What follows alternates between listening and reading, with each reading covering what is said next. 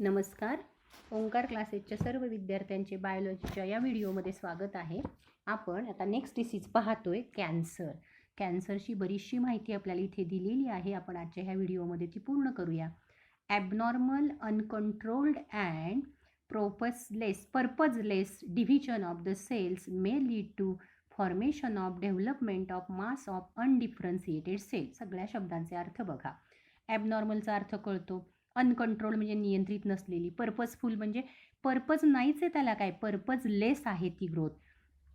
त्याच्यामुळं काय होतं, development of mass of undifferentiated cell म्हणजे वेगळ्या न झालेल्या सेल्स त्याच्यामध्ये तयार होतात आणि तो जो काही प्रकार आहे त्यालाच आपण काय म्हणणार आहे, कॅन्सर असं म्हणणार आहे.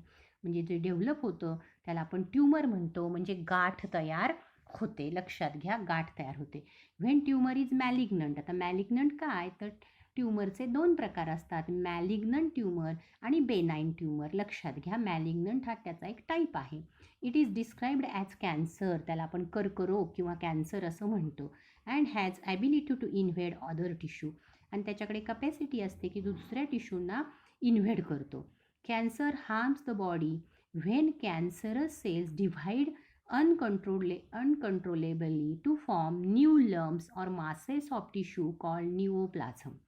कॅन्सर हे बॉडीला हार्म करतं की ज्या वेळेला त्या सेल्स अनकंट्रोल डिव्हाइड होत जातात आणि न्यू मास तयार होतं, लंप तयार होतं, म्हणजेच एक गाठ तयार होते, त्याला आपण निओप्लाझम म्हणतो. फक्त ल्युकेमियाच्या बाबतीत असं होत नाही. ल्युकेमिया म्हणजे ब्लड कॅन्सर, त्याच्यामध्ये WBCची संख्या वाढत असते. Tumours can grow and interfere with normal functioning of various organ. हा ट्यूमर काय करतो, इंटरफिअर म्हणजे अडथळा निर्माण करतो normal functioning of various organ. They also release secretion, ते काही सिक्रिशन रिलीज करतात which alter body functions. It is one of the main killer disease, तो एक महत्त्वाचा किलर डिसीज आहे. Nowadays physicians and researchers who specialized in study, diagnosis, treatment and prevention of cancer is called oncologist. त्याच्यामधले जे research करणारे doctors आहेत, त्याचा study करतात, डायग्नोसिस करतात, ट्रीटमेंट देतात, त्यांना आपण ऑन्कॉलॉजिस्ट असं म्हणतो. Tumour may develop anywhere, tumour कुठेही तयार होतो in body. However all tumours are not cancerous, सगळेच ट्यूमर कॅन्सरस नसतात. आता त्याचे टाईप्स आपल्याला पाहायचे, दोन प्रकार आहेत, बेनाईन और नॉन मॅलिग्नंट ट्यूमर आणि कॅन्सरस और मॅलिग्नंट ट्यूमर. आता लक्षात घ्यायचं, इथं दोघांच्यामधला डिफरन्स आपल्याला पाहायचा आहे. बेनाईन म्हणजेच non malignant tumour. It grow slowly, पहिला आकडा. May attain quite a large size, थोडीशी मोठी साईज असते. But it remains restricted to site of its origin, जिथं तयार झालं आहे तिथेच राहतो. And does not spread to other part of the body, बॉडीच्या वेगळ्या पार्टमध्ये पसरत नाही. This does not necessarily mean that benign tumours are not troublesome, पण असं आपण म्हणूच शकत नाही की तो ट्रबलसम नाही आहे, काही वेळा तो ट्रबलसम असू शकतो. Some benign tumours are harmful and fatal, जर ब्रेनला ट्यूमर आला अशा प्रकारचा तर तो हार्मफुल आणि फेटल म्हणजे मृत्यूस कारणीभूत ठरतो. A brain tumour may cause death because the brain is squeezed against the hard skull. Moreover the benign tumour may sometime become malignant, काही वेळेला हा ट्यूमरच मॅलिग्नंटमध्ये कन्व्हर्ट होतो. त्याची एक्झाम्पल आहेत ॲडिनोमा आणि फायब्रॉइड्स. आता दुसरा मॅलिग्नंट ट्यूमर और कॅन्सर. बघा डिफरन्स त्याच्यातला. The growth rate of this tumour is rapid, पहिलं आपण स्लो पाहिलं होतं. And mortality rate is comparatively more than benign tumour, म्हणजे जास्त घातक आहे. Rapid growth of tumour causes overcrowding and disruption of normal cell. Overcrowding म्हणजे गर्दी होते, डिसरप्शन म्हणजे डिसफंक्शन होतं नॉर्मल सेलचं. The cancerous cell compete with normal cells for nutrient and finally kill them. These cells are spread from one organ to other via blood or lymph and form new tumors called secondary tumors. This migratory process is called metastasis. हा point mark करून ठेवा. Malignant ट्यूमरकडे अशी capacity असते की ते एका ठिकाणाहून दुसरीकडे पसरतात आणि हे त्याचं जे पसरणं आहे, मायग्रेट होणं आहे, स्थलांतर करणं आहे, त्याला मेटास्टॅसिस म्हणतात. हे MCQला विचारलं जाऊ शकतं, हे लक्षात घ्या. ह्याच्यानंतर बेनाईन ट्यूमर आणि मॅलिग्नंट ट्यूमरची तुम्हाला डायग्रॅम दिलेली आहे बघा.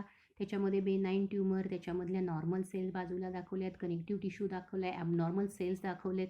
नंतर मॅलिग्नंट ट्यूमरच्या सेल्स दाखवलेल्या आहेत, त्याच्या बाजूला नॉर्मल सेल्स दाखवलेल्या आहेत, मॅलिग्नंट सेल्स दाखवलेल्या आहेत.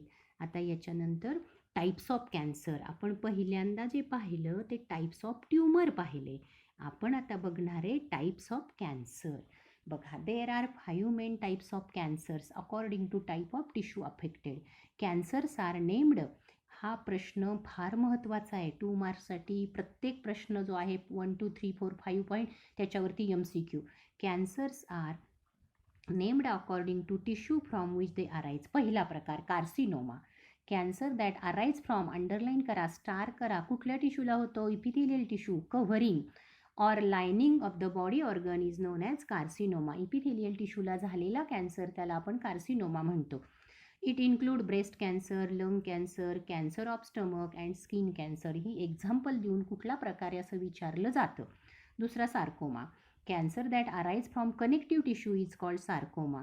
इट इन्क्लूड बोन ट्यूमर, म्हणजे त्याला ऑस्टिओसार्कोमा म्हणतात. मसल ट्यूमर मायोसार्कोमा म्हणतात. कॅन्सर ऑफ कार्टिलेज कॉन्ड्रोसार्कोमा म्हणतात. अँड कॅन्सर ऑफ ॲडिपोस टिश्यू त्याला लायपोसार्कोमा म्हणतात. हे जे सिमिलर वर्ड्स दिलेले आहेत ते तुम्हाला मॅच पेअरसाठी विचारले जातात.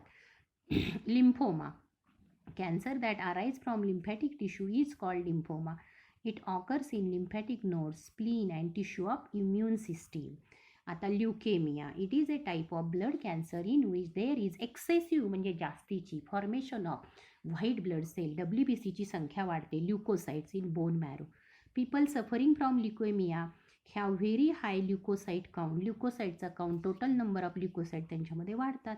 The blood contain millions of abnormal immature WBCs or leukocytes that are incapable of fighting infections. Number भरपूर आहे पण इन्फेक्शनला ते फाईट करू शकत नाहीत. There are various types of leukemia such as monocytic leukemia, lymphoblastic leukemia. म्हणजे हे पुन्हा तुम्हाला ल्युकेमियाचे प्रकार दिलेले आहेत, हे लक्षात घ्या. हे टाईप्स ऑफ कॅन्सरमध्ये आपण बघतोय. नंतरचा प्रकार आहे adenocarcinoma. Adenocarcinoma cancer arises in thyroid, pituitary, adrenal and other glandular tissue, म्हणजे ग्लँड्सला होणारा कॅन्सर. याच्यानंतरचा पॉईंट आपल्याला पाहायचा आहे कॉजेस ऑफ कॅन्सर. हाही पॉईंट फार महत्त्वाचा आहे की कुठल्या कुठल्या घटकामुळं कॅन्सर होतो. ज्या घटकामुळं कॅन्सर होतो त्यालाच आपण म्हणत असतो carcinogenic agent. Although it is still not very clear as to how the cancer is caused. कसा होतो हे क्लिअर नाही अजूनही.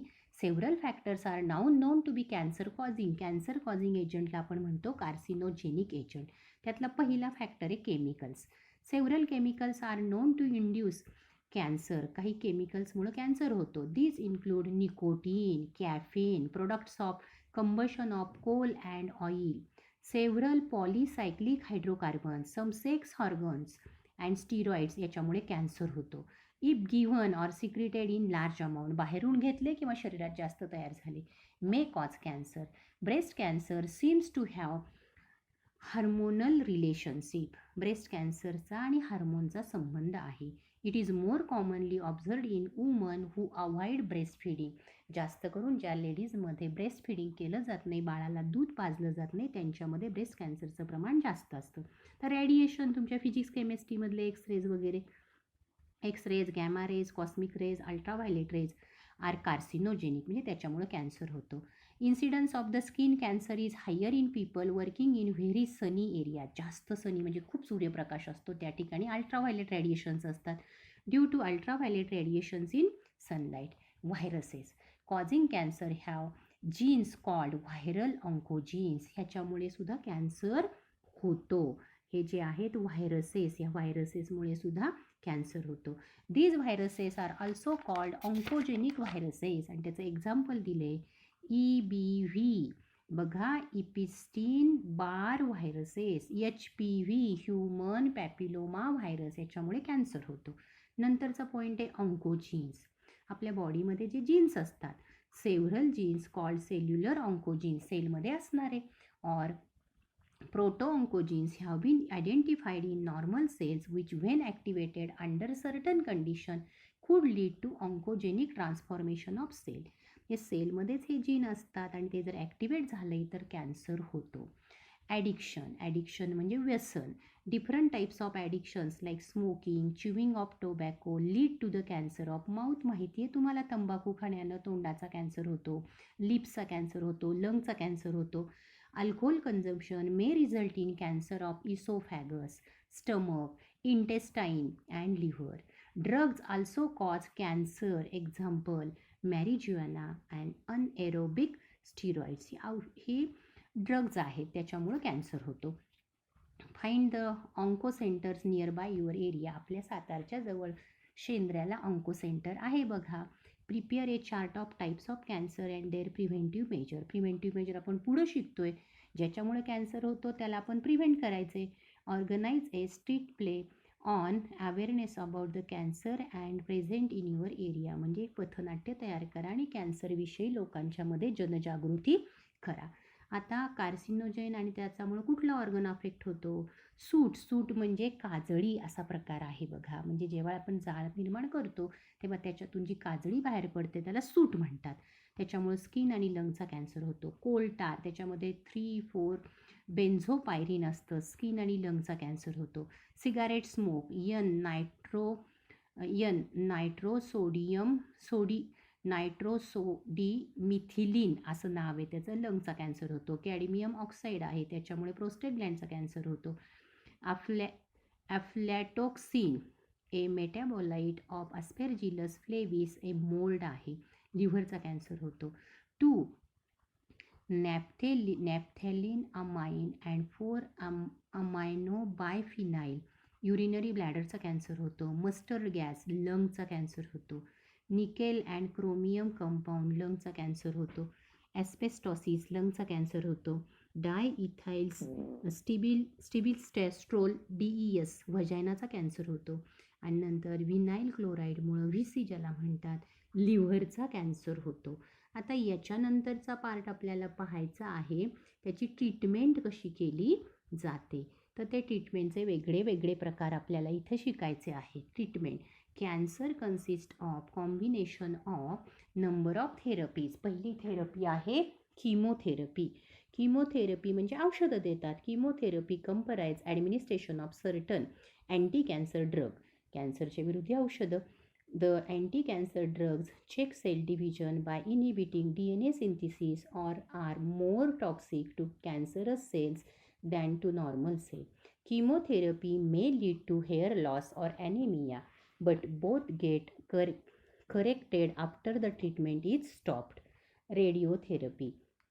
It is used in addition to chemotherapy. In radiotherapy, the basic principle is म्हणजे रेडिएशनचा मारा करतात is to bombard the cancerous tissue or cells with the rays of radioactive material. For treatment, the cancer tissue or the cells are exposed to radiations from radioactive materials such as cobalt, iridium, and iodine. The rays, X-rays, gamma rays, and charged particles are used to destroy the cancerous tissue or cells but cause minimum damage to the surrounding tissue or cells. Surgery. In surgery the entire cancerous tissue operation करतात असं आपण म्हणतो, ती गाठ काढून टाकतात. It has limited utility in certain cases such as breast tumour or uterine tumor. The surgery is most effective, but other treatments are also given to kill any cancerous cell that may have been escaped in surgery.